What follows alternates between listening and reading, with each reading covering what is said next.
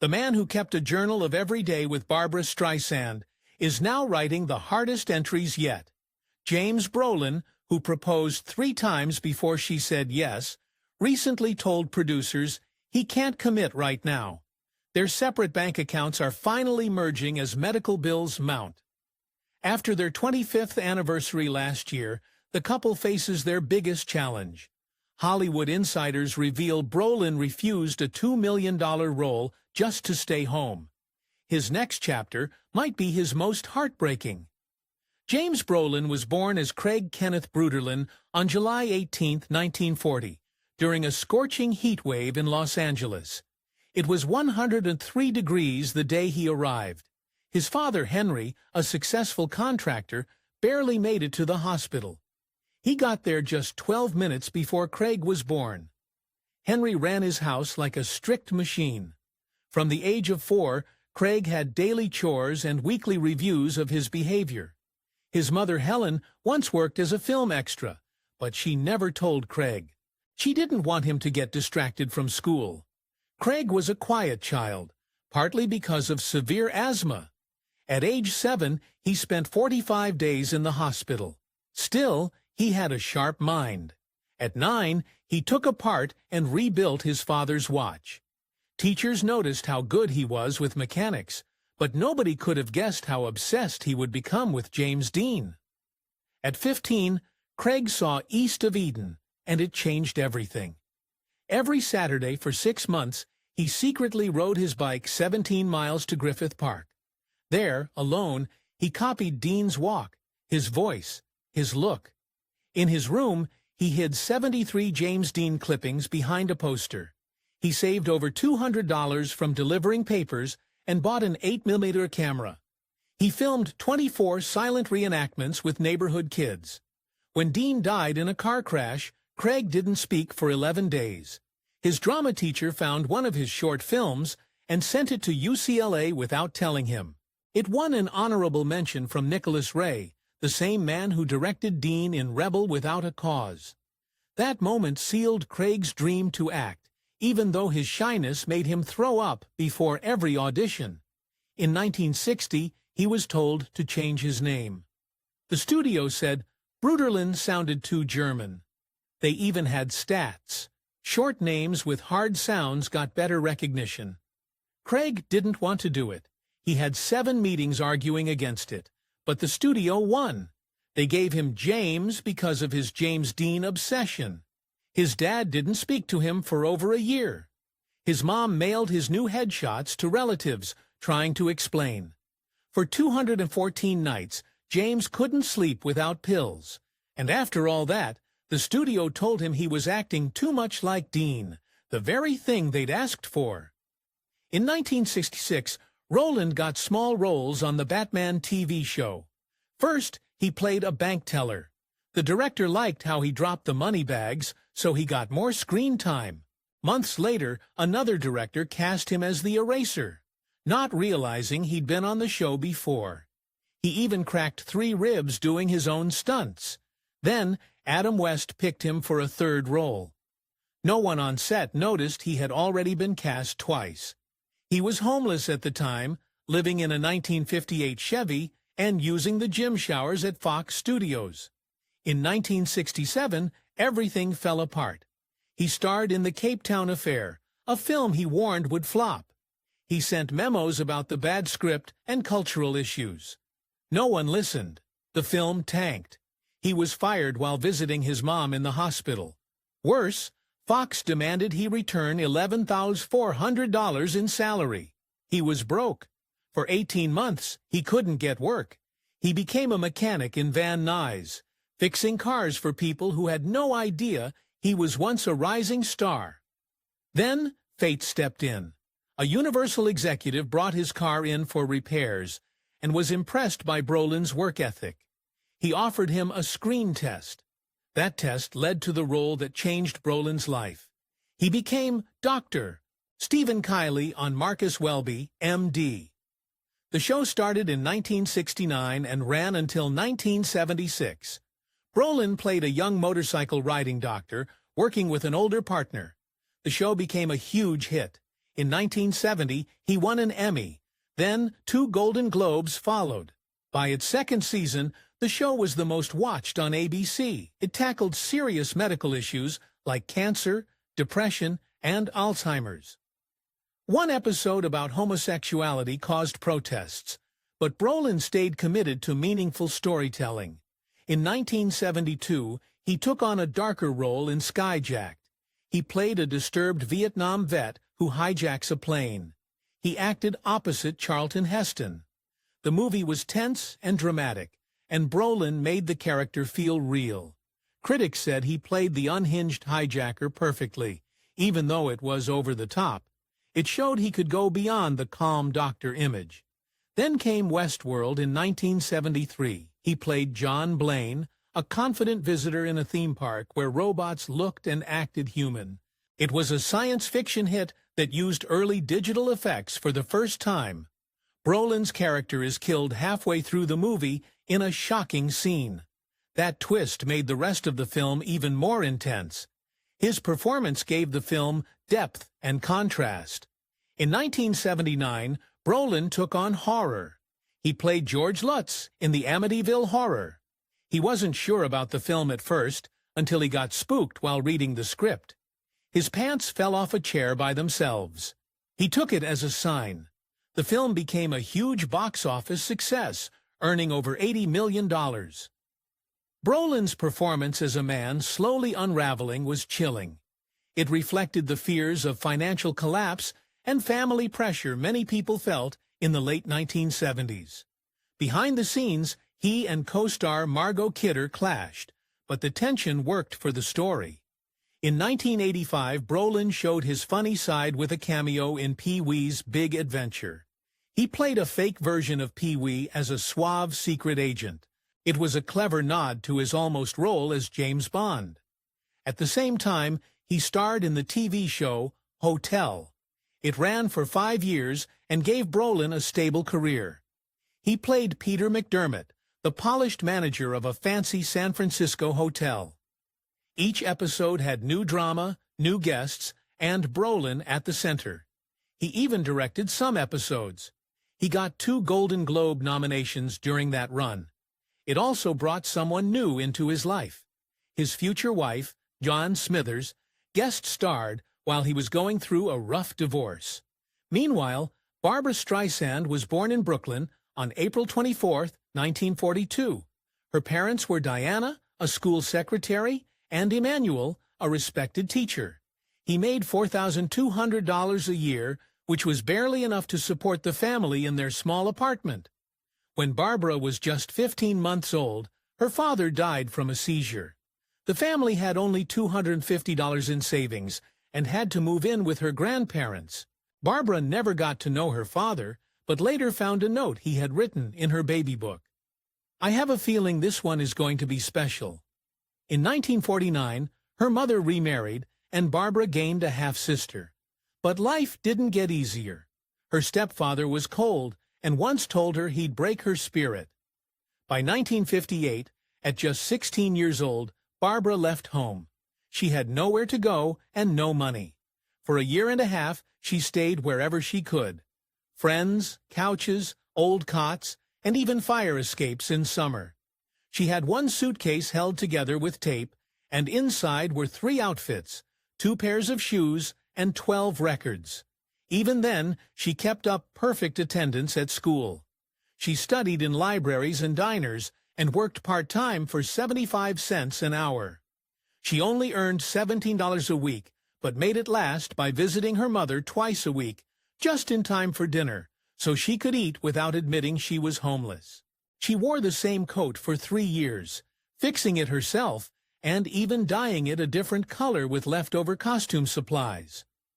By 1960, Barbara was working as an usher at a theater, making just over $46 a week. She watched the same play, The Sound of Music, more than 100 times. She memorized every scene, and before work, she practiced singing alone in the theater. One night, a stage manager heard her sing. Thinking she was an understudy, he asked who she was. She boldly said she was auditioning, even though she wasn't. On the spot, She sang for 3 casting directors who just happened to be nearby. 2 days later, she was performing in a nightclub for $108 over the weekend, double her usual pay. But the theater fired her for breaking rules. It didn't matter. She had just taken her first real step into show business. Up to that point, she had never had a voice lesson. She learned by singing in stairwells and subways, testing echoes and drawing small crowds. Later that year, she was staying with a friend, Barry Denon, in a tiny overheated apartment. He convinced her to record 3 songs. They used an old reel-to-reel recorder, and Barbra had to stand still and stay exactly 27 inches from the mic. When they played back the tape, Barry dropped his coffee mug in shock. He said her voice was like nothing he had ever heard. He played the tape for 14 people in the music business. Some didn't believe it was real. One record executive thought it had been professionally engineered and refused to believe it was a teenager with no training. But the truth came out, and that raw recording later made its way into the Library of Congress. Then came the night everything changed. It was September 1960. Barbra, just 18, walked onto a nightclub stage in a $6 dress from a thrift shop. Her earrings didn't match. She had already been rejected from 7 auditions that month, often told she was too strange looking. One producer even told her she had a $1 million voice, but a 5-cent face. But that night, she sang Cry Me a River, and followed it with a funny take on Who's Afraid of the Big Bad Wolf. The crowd went silent. Then they clapped for nearly 5 minutes. She got perfect scores from the judges, the first time it had ever happened there. A harsh critic even wrote that her nose might become as iconic as her voice. Within 2 months, she had 23 paid gigs. She had proved that talent didn't need to fit the mold of beauty. In 1961, she made a bold move and changed her name, dropping the second A to become Barbra. She said it made her stand out. She kept her Brooklyn accent, refused surgery to change her looks, and kept singing the odd songs she liked. One freezing night, only 7 people came to her show. She didn't care. She performed as if the place was packed. She wouldn't change herself to fit in. And it worked. Then came Broadway. In 1962, she played Miss Marmelstein in a show called I Can Get It For You Wholesale. She had a 103-degree fever the day before the big audition. Still, she showed up. The directors almost cut her big scene because it was too weird, but she fought for it. Opening night, the crowd made her sing it 3 times. She was just a supporting actor, but the reviews only talked about her. The newspaper called her the funniest thing on Broadway since Fanny Brice. She started out making $175 a week, but her contract was renegotiated 5 times. In 1963, Barbra released her first album. Columbia Records only printed 10,000 copies. They thought it would flop. It had no hit songs, just show tunes and ballads, but it sold 150,000 copies in 1 month. She had full control. She chose the songs. She even rejected a color cover and went with a simple black and white photo. It went against all marketing advice. That album won her a Grammy for Album of the Year. She beat Frank Sinatra. Some Grammy voters were so upset they quit. In her short speech, she said, "This isn't luck. This is what happens when you don't listen to people who don't understand your vision." A year later, she played Fanny Brice in Funny Girl. Brice's daughter didn't want her in the role. She said Barbra was too Brooklyn, too Jewish, and not pretty enough. Investors pulled out more than $1 million when they heard she got the part, but Barbra crushed it. She performed the role 867 times, missing only 2 shows. Even when she had pneumonia, she didn't stop. She sang songs written just for her because her voice had a 3.5 octave range. In one scene, a sprinkler broke and soaked her, but she kept singing. The director loved it and added it to the show. When the show moved to London, critics were harsh, but by the end, tickets were being sold on the black market for £150, an outrageous amount at the time.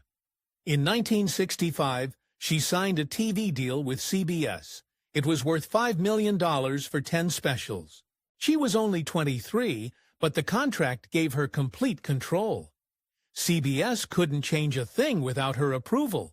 They couldn't interrupt her songs with commercials. Her first special, My Name is Barbara, broke every rule. She started the show singing alone in the dark. Executives were terrified, but 71% of people watching TV that night were tuned in. She won 5 Emmy Awards. She even edited the whole show herself. The director later admitted he just followed her instructions. In 1968, Barbra Streisand stepped off the Broadway stage and into movie history. She starred in Funny Girl, playing Fanny Brice, the same role that made her famous on stage. The film exploded in popularity and became the top-grossing movie of the year in the United States. Barbra's performance was so powerful, she won the Academy Award for Best Actress. It was her very first movie. Even more shocking, she tied with Katharine Hepburn, the only tie in that Oscar category ever. The film earned 8 Oscar nominations and confirmed Barbra wasn't just a stage star. She was now a movie star, too. Years later, the Library of Congress preserved Funny Girl as a national treasure. But Barbra didn't just stick with musicals. In 1972, she took a big risk with What's Up, Doc?, a wild comedy with Ryan O'Neal. At first, she hated the script and told reporters it would flop. But behind the scenes, major changes were made. Her character was rewritten to be more fun, while O'Neal played the serious one. It worked. The movie was a hit, becoming the 3rd biggest movie of the year. Barbra earned $500,000 for the role, more than her co-star, and critics praised her comedy skills. The film became a classic, ranking on top lists of American comedies. The following year, Barbra starred opposite Robert Redford in The Way We Were. It told the story of a passionate Jewish activist and a charming writer, set during a politically tense time in America. The budget was just $5 million, but the film made $50 million. It earned Barbra another Oscar nomination and won her a top Italian Film Award. The title song, which she sang, became the biggest hit of 1974 and sold over 2 million copies. Decades later, it was added to the Grammy Hall of Fame. By now, Barbra wanted more control over her work. In 1972, she started her own production company, Barwood Films. Her first project was Up the Sandbox, a strange but bold film about a bored housewife escaping into fantasies. It wasn't a box office hit, but critics respected its brave take on feminism. Reviewers compared her screen presence to legends like Greta Garbo. Roger Ebert said she played a woman who didn't care what anyone thought, and that kind of character was rare in movies back then. Then came A Star is Born in 1976. Barbra didn't just act in it, she produced it too. The film's love song, Evergreen, became a massive success. Barbra co-wrote the song and made history as the first woman to win an Oscar for composing music. The song also won a Grammy and a Golden Globe. Her performance earned her another Golden Globe, and Evergreen was later ranked as one of her best songs ever. That kind of success didn't come easy. Barbra fought hard for creative control, especially when she directed her first movie, Yentl, in 1983. It took her 15 years to get it made. 12 studios said no, before one finally gave her a $14.5 million budget. She worked 20-hour days, disguised herself in tight bindings, and directed a mostly male crew of 168. Some even placed bets that she would fail, but she proved them all wrong. The movie made over $40 million. Still, one voter admitted he refused to vote for her just because she was a woman. At that time, only 0.5% of big studio movies were directed by women. When Yentl got great reviews in 1984, the Golden Globes refused to nominate Barbra in the main directing category. Instead, they made up a one-time award just for her. Best Director in a Musical or Comedy. The next year, that category disappeared. Barbra politely questioned it at the ceremony, asking why they didn't just include her with the rest. Her case became so well known that Congress later used it as proof of gender bias in Hollywood. Years passed, but Barbra didn't back down. In 1991, she returned to directing with The Prince of Tides. It took 26 drafts and 3 years to shape the script. She filmed in hurricane-damaged South Carolina, even hiring dozens of locals who had lost their homes.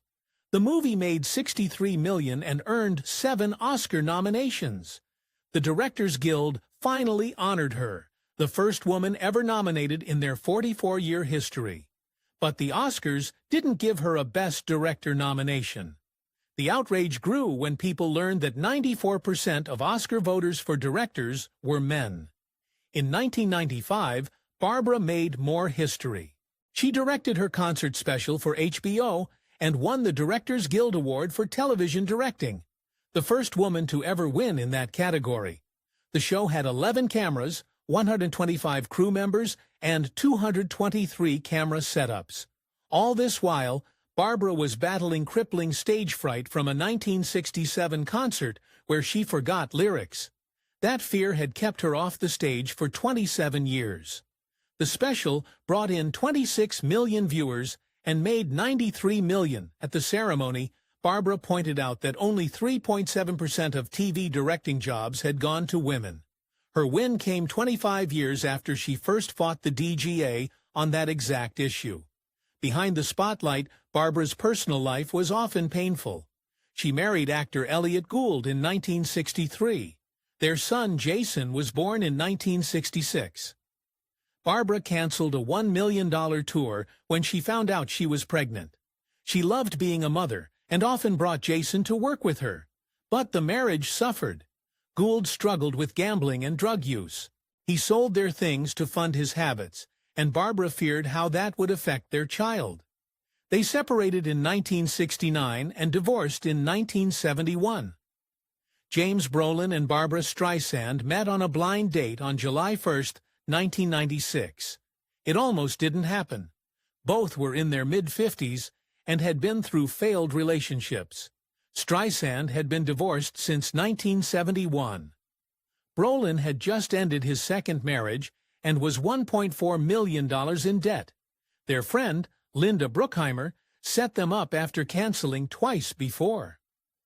Brolin was actually supposed to meet another woman that night, but changed his mind at the last minute. He took a Valium because he was nervous.